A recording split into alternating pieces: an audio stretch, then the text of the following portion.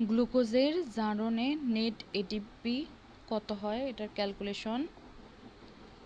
Calculate the stepwise net production of ATP from complete oxidation of glucose, অথবা calculate the number of energy ATP generated from oxidation of one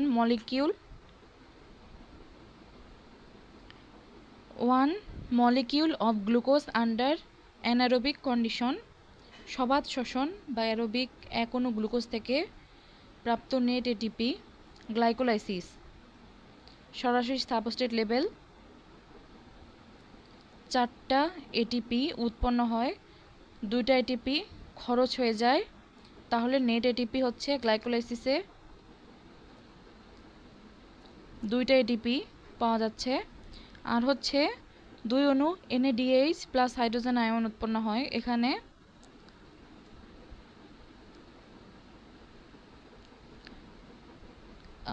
একটা NADH এ থাকে হচ্ছে 2.5, তাহলে 2টাতে থাকবে হচ্ছে 5টা এটিপি অথবা 3টা।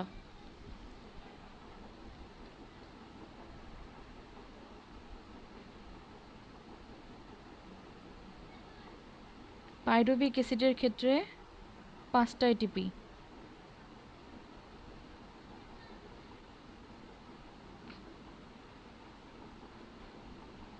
পাইরুভিক অ্যাসিডের ক্ষেত্রে 5টা। ক্রেবস চক্রে 2টা অ্যাসিটেল কোয়ে চক্র ঘুরিয়ে দেয় হলো 6টা।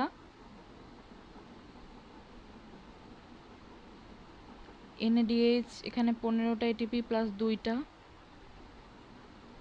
সর্বমোট 32টা এটিপি।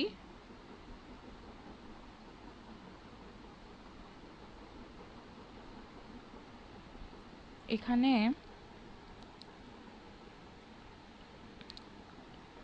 গ্লাইকোলাইসিসে প্রথমে 2টা এটিপি, এরপরে 2টা NADH প্লাস হাইড্রোজেন আয়ন যা সাইটোপ্লাজম থেকে মাইটোকন্ড্রিয়াল ম্যাট্রিক্সে প্রবেশকালে একটি এটিপি হারিয়ে FADH2 তে পরিণত হয়েছে। পাইরুভিক অ্যাসিডের অক্সিডেশনে 2টা NADH প্লাস হাইড্রোজেন আয়ন, আর ক্রেবস চক্রে হচ্ছে 6টা NADH প্লাস হাইড্রোজেন আয়ন, 2টা FADH2, 2টা এটিপি। তাহলে এখানে কয়টা হলো? ETCA হচ্ছে 4টা এটিপি, 6টা এটিপি। তাহলে এই যে গ্লাইকোলাইসিসের 2টা এটিপি, এই 2টা এটিপি এখানে গেল।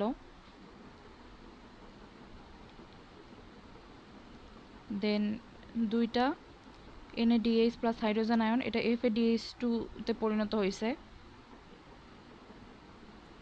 যার কারণে এটা 4টা এটিপি হয়ে গেছে। তাহলে 2টা এটিপি, 4টা এটিপি। আর পাইরুভিক অ্যাসিডের ক্ষেত্রে হচ্ছে 2টা NADH প্লাস হাইড্রোজেন আয়ন উৎপন্ন হয়। তো ETCতে যে কত হয়, 3 দুগুণ 6টা, 6টা এটিপি। এখানে 6টা NADH প্লাস হাইড্রোজেন আয়ন আছে, তাহলে 3 6 18টা।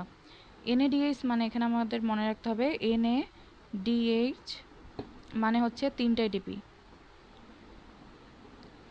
আর FADH2 এটা মানে হচ্ছে একটা, FADH2 মানে হচ্ছে একটা এটিপি, আর এটিপি একটা এটিপি মানে তো একটাই।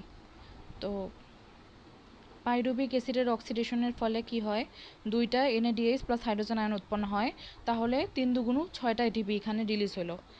গ্লাইকোলাইসিসে তো 2টা এটিপি তৈরি হয়েছেই, আর হচ্ছে 2টা NADH প্লাস হাইড্রোজেন আয়ন উৎপন্ন হয় গ্লাইকোলাইসিসে, ওইটা হচ্ছে FADH2 হয়ে যায়।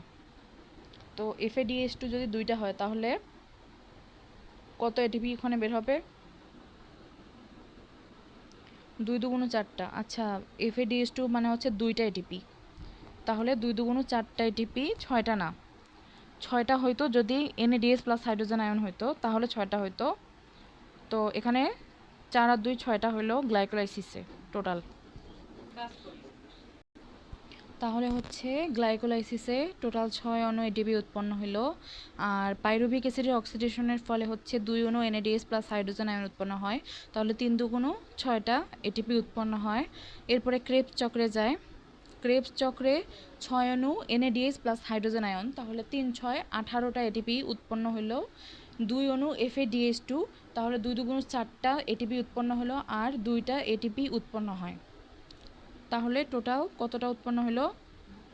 18, 19, 20, 21, 22, 23, 24, 24টা এটিপি উৎপন্ন হয় আমাদের ক্রেবস চক্রে। গ্লাইকোলাইসিসে কয়টা? গ্লাইকোলাইসিসে 6টা। পাইরুভিক অ্যাসিডের ক্ষেত্রে কয়টা? পাইরুভিক অ্যাসিড অক্সিডেশনের ক্ষেত্রে 6টা। ক্রেবস চক্রের ক্ষেত্রে কয়টা? ক্রেবস চক্রের ক্ষেত্রে 24টা।